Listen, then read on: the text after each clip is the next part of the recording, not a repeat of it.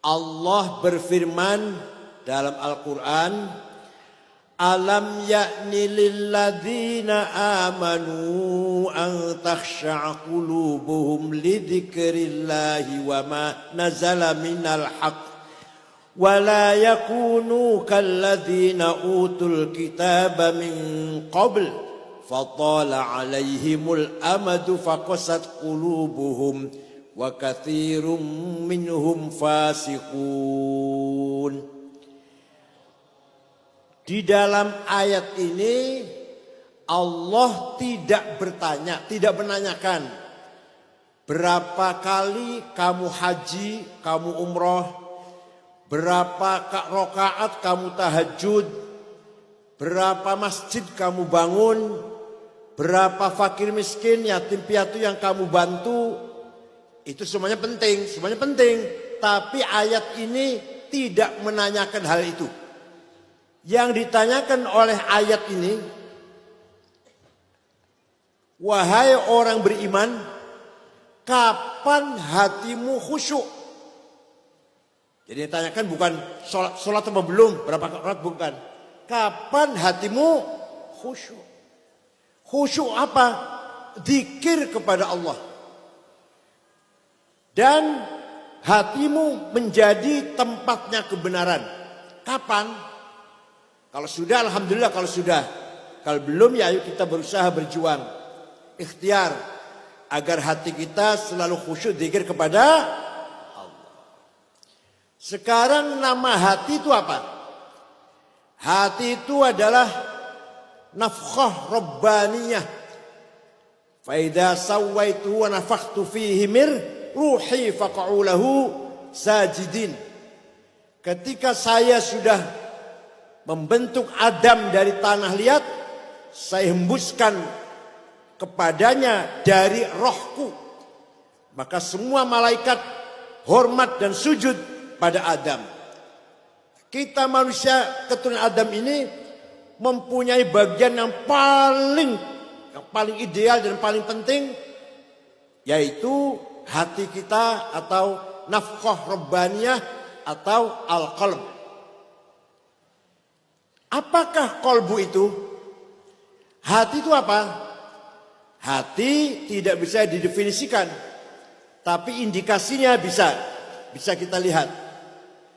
Pertama, yang namanya hati itu yang paling dekat adalah basirah. Apa? Basirah. Balil insanu ala nafsihi basirah. Setiap insan mempunyai basirah. Apa basirah itu? The eye of heart. Mata batin. Mata hati. Untuk apa mata batin itu? Untuk fa'alhamaha fujuraha wa taqwaha. Mengetahui, membedakan mana baik, mana buruk, mana benar, mana salah. Yang tahu adalah basirah. Kita tahu jujur itu baik, bohong itu jahat, jelek, basirah yang tahu. Kita tahu taat kepada orang tua, pada guru itu baik, menyimpang melawan orang tua atau guru itu salah, itu basirah yang tahu. Bukan mata kasat, bukan basor, tapi basirah. Wahadainahun najdain. Basirah menerima najdul haq, mengetahui najdul haq dan najdul batil.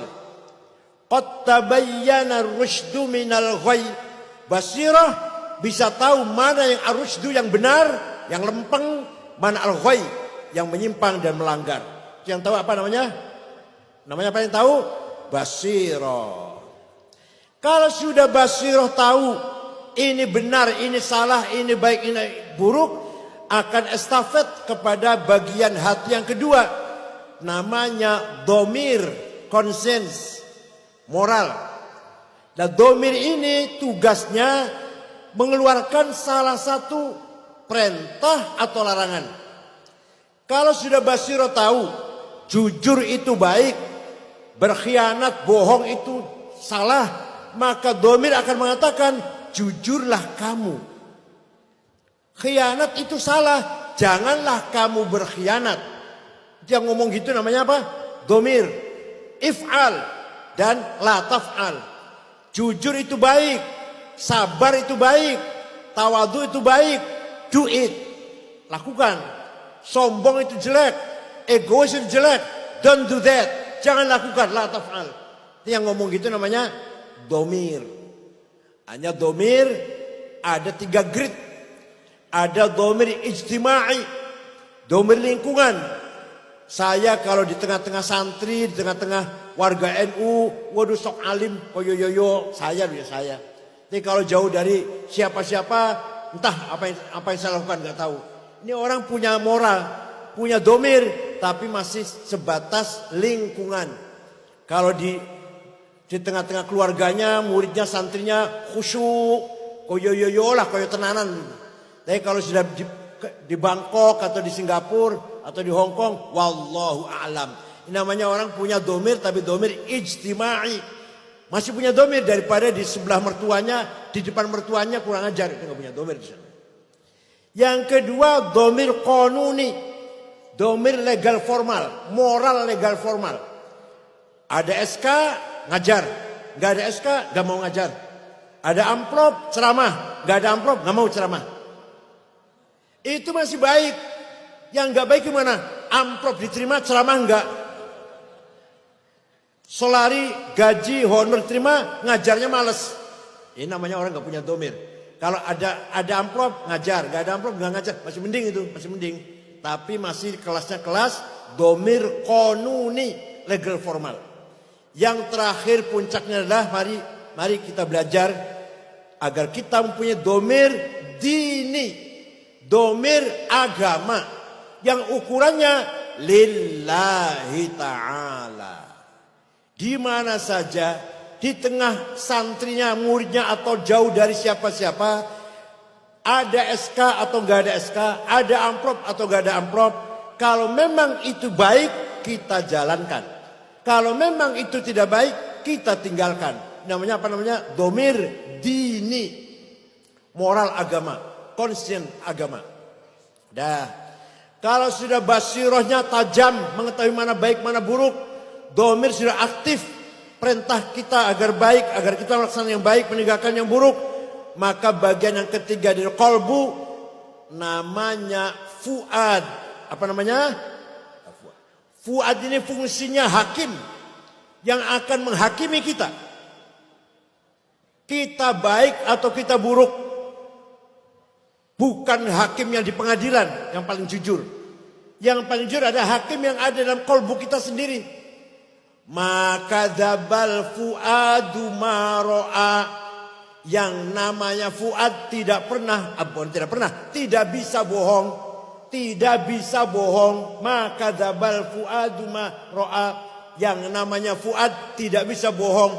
Gak bisa disuap. Gak bisa dihapusi, gak bisa. Contoh misalkan, kamu korupsi ya? Demi Allah tidak. Dalam fuadnya, iya. Demi Allah saya nggak ikut campur, saya nggak terlibat. Terlibat.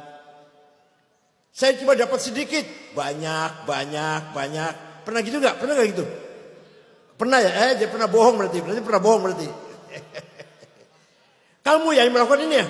Yang merusak ini kamu ya, yang berbuat ini kamu ya, bukan saya, demi Allah sumpah, saya, pernah ya, Itu yang ngomong tuh fuad tuh, jujur banget, gak bisa bohong. Kalau hakim di pengadilan bisa disuap, tapi fuad hakim kita yang ada dalam hati kita tidak bisa disuap. Istafti qalbak, al birru matma'anna ila qalbuk, wal ithmu ma haka fi nafsik. Tanyalah pada hatimu sendiri. Kalau yang kamu lakukan itu dengan tenang, percaya diri, kelihatan orang banyak senang. Misalkan kamu bagi-bagi sembako, masuk berita senang, diberitakan oleh koran senang, langkahnya mantap, tersenyum, berarti yang kamu lakukan itu baik. Tapi kalau yang kamu lakukan itu rasanya alergi, ragu-ragu, maju mundur, tengok kanan, tengok kiri, Jangan ada yang tahu, istri jangan tahu, anak jangan tahu, tetangga jangan tahu. Itu berarti dosa yang sedang kamu lakukan itu. Ya, kalau kamu lakukan dengan tenang, senang, berarti yang kamu lakukan albir, kebaikan. Tapi kalau yang ente lakukan itu ragu-ragu, rasanya nggak enak dalam hati, jangan sampai ada orang tahu, itu namanya al-itsm. Pasti itu sesuatu yang pelanggaran atau dosa. Mari kita pelihara hati kita, basirah kita, domir kita, dan fuad kita semuanya melalui tarekat Nahdlatul Aulia. Ada lagi bagian hati yang keempat, namanya asrar. The power of secret. Dalam hati kita ada namanya asrar, kekuatan misterium. Maka yang dilihat maunya yang misteri, nggak mau yang kasat, nggak mau yang kelihatan mata, yang rahasia maunya. Itu namanya asrar namanya. Contoh, Gus Dur masih dalam keadaan sakit. Pulang dari rumah sakit, di rumah masih dalam keadaan sakit. Dalam satu kamar itu ada saya, ada Pak Wisnu. Pak Wisnu itu pengusaha, pernah jadi ketua Golkar Jawa Tengah. Ada Menteri Koperasi Pak Cakrawardaya. Pelan-pelan kita ngomong-ngomong, Gus Dur lagi istirahat. Tiba-tiba Gus Dur duduk ngomong begini, mengko aku bakal jadi presiden. Kita yang dengar kaget, ini Gus Dur konslet dulu. Gus Dur konslet ini. Ternyata betul jadi. Itu namanya asrar namanya.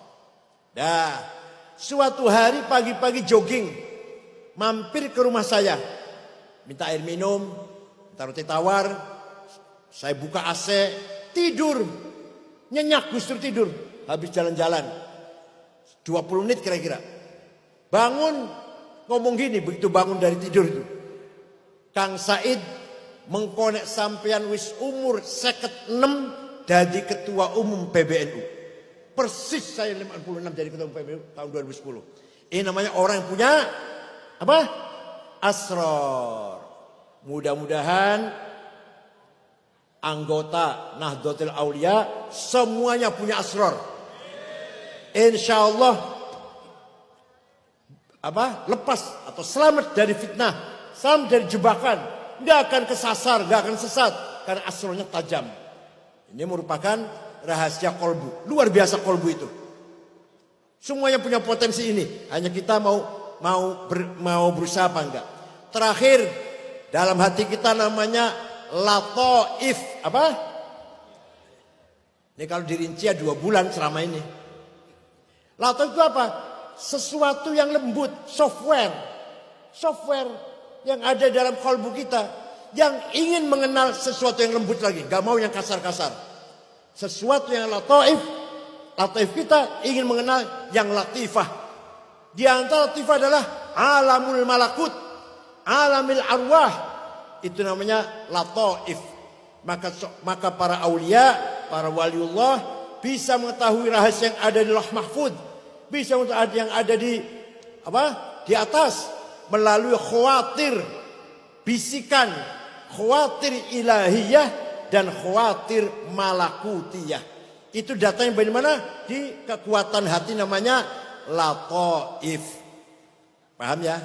Maka para wali songo tahu persis bahwa nanti Islam akan tersebar di Nusantara ini. Beliau berjuang menyebarkan Islam dengan tulus ikhlas, dengan latifah, maka beliau optimis Islam akan menang di Nusantara ini. Begitu pula, ini bukan menang politik loh, bukan menang politik, menang artinya syiar dan diikuti orang banyak, bukan menang politik, bukan. Begitu pula para sahabat Nabi, semuanya punya keyakinan. Sayyidina Abu Bakar, Umar, Utsman, Ali, dengan hati yang ikhlas, Islam akan tersebar di segala penjuru dunia. Maka baru tahun 30 Islam sudah sampai ke India, ke Cina, 30 Hijriah, tahun 30 Hijriah. Tahun 40 Hijriah, Afrika, Spanyol sudah Islam semuanya. Indonesia sudah nyampe. Di Cina dulu baru sampai ke Indonesia. Walhasil, mari kalau kita betul-betul menjadi warga tarekat, ya, Tariqatul Mu'tabarah An-Nahdiyah, mari kita tajamkan hati kita untuk zikir kepada Allah. Nah, masih mau nggak? Masih mau nggak? Hati zikir pada Allah. Zikir itu ada tiga grade, 3 derajat. Pertama, dzikrul asma. Yang kita zikir namanya Allah. Walaupun kita nyebutnya ya Allah, tapi hati kita ya Razzaq, duit. Gitu ya. Mulut kita, lisan kita ya Allah, ya Allah, ya Allah, tapi hatinya ya Razzaq, ya Ghani, ya Mughni. Ya. Betul enggak? Itu orang bagus, zikir bagus. Bagus minta pada Allah kok. Tapi yang diminta harta, pangkat, kedudukan, kemuliaan, kebesaran, itu namanya dzikrul asma. Apa namanya? Asma. Atau lagi sakit, ya Allah, yang kita minta kesembuhan. Yang kedua, dzikrus sifat. Yang kita zikiri sifatnya Allah. Jadi apa yang kita zikiri? Kudrahnya, irodahnya, sama'nya, basornya, hayahnya, ilmunya, kalamnya. Bukan rezeki, bukan rezeki, mobil, bukan mobil, duit, bukan. Tapi apa? Kudrah, irodahnya, sama' basornya, ilmu, hayah, kalamnya. Itu namanya dzikrus sifat. Yang ketiga, kita zikir mengucapkan la ilaha illallah, tidak minta apa-apa. Jangankan minta uang, minta harta, minta surganya pun tidak terlintas. Ketika kita la ilaha illallah, la ilaha illallah, tidak terlintas surga, bidadari, enggak. Terus apa? Yang kita zikiri adzatul mutlaqah al-mujarradah anisul idhafat, zatnya Allah yang maha absolut, the absolute one existence, wujud yang absolut. Itu yang kita zikiri, bahwa yang ada hanyalah Allah. Itu namanya zikir zat. Karena sesungguhnya kita ini diadakan. Kita ini apa? Kita ini tidak ada, tapi kita ini diadakan oleh yang ada. Yang ada sebelum lapal ada itu ada, sudah ada. Bahkan kita menggunakan lapal ada atau lapal tidak ada karena ada yang ada. Oleh karena itu kita ini sebenarnya hakikatnya tidak ada, tapi diadakan oleh yang ada, yaitu satu-satunya ada adalah Allah. Hanya kita ini pinjam, wujud kita pinjamnya entah 70 tahun, 80 tahun, tapi kita ada di dunia ini pinjaman dari keberadaannya Allah. Wujud kita pinjam dari wujudnya Allah al-mutlaq. Nah, wa ma nazala minal haq. Kapan kita orang mukmin hatinya khusyuk sehingga hati kita bisa ditempati kebenaran. Hati itu bagaikan rumah, ada pintunya. Dijaga baik-baik pintunya. Kalau yang akan masuk dalam rumah kita atau hati kita itu hasud, dengki, hikad, takabur, sombong, egois, hubbud dunya, hubbul jah, rakus, tamak, permusuhan, baghdha, adawah, baghdha, kebencian, tutup. Jangan sampai hati kita kemasukan itu semua. Tutup pintunya, jaga. Tapi kalau yang akan masuk itu sabar, syukur, ridho, mahabbah, abad saya ma'rifat, buka lebar-lebar. Gitu ya, paham tidak? Jadi hati kita itu bisa kemasukan muhlikat atau bisa kemasukan munjiat. Muhlikat, sombong, takabur, egois, hasud, dengki, iri, permusuhan, kebencian, tutup. Ayo kita buka pintu hati kita, kalau yang akan masuk apa? Sabar, ridho, syukur, qanaah, zuhud, wara', mahabbah, ukhuwah, ma'rifat. Ayo kita buka lebar-lebar. Sebab hati kita itu kalau tidak tawadhu ya takabur. Kalau tidak qanaah yang geragas. Ngerti geragas? Tamak. Jadi hati kita kalau nggak dimasuki qanaah, zuhud, ridho, yang masuk geragas, tamak, ambisius. Terserah mau dimasuki apa hati kita ini. Kalau nggak dimasuki dengan tawadhu, yang masuk dalam hati kita kesombongan. Kalau nggak yang masuk bukan bersyukur ridho, yang masuk adalah ketamakan, kerakusan. Ayo kita pelihara hati kita masing-masing.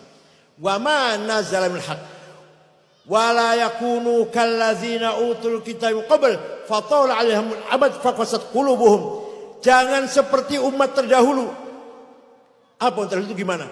Punya kitab suci, punya agama, punya syariat, punya aturan, tapi hatinya dangkal, hatinya keras, hatinya rakus, takabur, sombong, ananiah, egois, ambisius. Walaupun haji tiap tahun, walaupun umroh tiap minggu, walaupun sudah bangun masjid sekian ratus, sudah sedekah fakir miskin sekian ribu, ya puasa Senin Kemis, tahajud tiap malam. Kalau hatinya seperti itu, wa katsirum minhum fasiqun. Kebanyakan mereka termasuk orang yang fasik. Walaupun kelihatan dohirnya penampilannya seperti ulama atau seperti orang-orang baik-baik. Tapi kalau hatinya isinya hasud, dengki, takabur, itu termasuk orang yang fasik. Walaupun sudah haji, sudah umroh, sudah bangun masjid, sudah zakat, sudah infak. Kalau hatinya masih kotor, berarti masih wa katsirum minhum fasiqun. Mudah-mudahan kita semua dijauhkan dari sifat fasik. Mulai besok, mulai hari ini dan besok, bismillah, kita melangkah takhalli, proses cleaning, membersihkan hati kita. Kalau udah bersih, mari kita tahalli, proses dressing. Mari kita hiasi hati kita. Insya Allah nanti puncaknya adalah tajalli, manifestasi Allah di alam semesta ini. Nanti kita melihat apa saja yang kelihatan hanya Allah. Ini tajalli. Entah kapan itu bisa sampai tajalli. Saya ini cuma bisa ngomongnya nih, lakonnya belum bisa. Ngomong bisa ngomong, tapi ngelakonnya nggak bisa ini. Tapi mari kita belajar pertama namanya takhalli. Gimana caranya? Caranya belajar gimana? Namanya belajar. Pelan-pelan. Minggu ini saya buang takabur. Hasilnya masih ada. Ya nggak apa-apa. Belajar. Minggu kedua takabur dan hasud dibuang. Minggu ketiga ananiyah dibuang. Minggu keempat hubbud dunya dibuang. Lama-lama insya Allah takhalli. Paham tidak? Belajar. Kalau hari Senin saya nggak akan marah. Hari Senin. Kalau Selasa Rabu marah. Senin nggak akan marah. Belajar. Nanti enak, nanti bisa dirasakan. Saya kalau hari Senin nggak marah, enak ya rasanya ya. Kok enak rasanya? Tambahin lagi Kemis. Ya, kalau Kamis, Senin dan Kamis nggak marah, nggak cerewet, nggak bawel, nggak galak. Kalau Selasa, Rebo, Jumat, Sabtu, lah itu galak boleh. Belajar. Lama-lama saya tambahin lagi satu lagi. Senin, Kemis, Sabtu misalkan. Lama-lama insya Allah 1 minggu sudah takhalli. Begitu pula sholat 4 rakaat misalkan. Belajar khusyuk. Yang khusyuk 1 rakaat saja dulu. Yang 3 ngelamun nggak apa-apa. Masih belajar. Lama-lama insya Allah 2 rakaat khusyuk. Yang 2 masih ngelamun. Masih ke mall, masih kemana-mana lah. Ke jalan-jalan, yang 2 itu. Lama-lama 3 rakaat khusyuk. 1 yang belum. Berapa lamanya itu tergantung niatnya kita masing-masing. Insyaallah Allah sahil umurna wa yaqdi hajatina wal maqasidana min maqasidid dunya wal akhirah maqasidil muslimin. Nahnu kulluna ibaduh.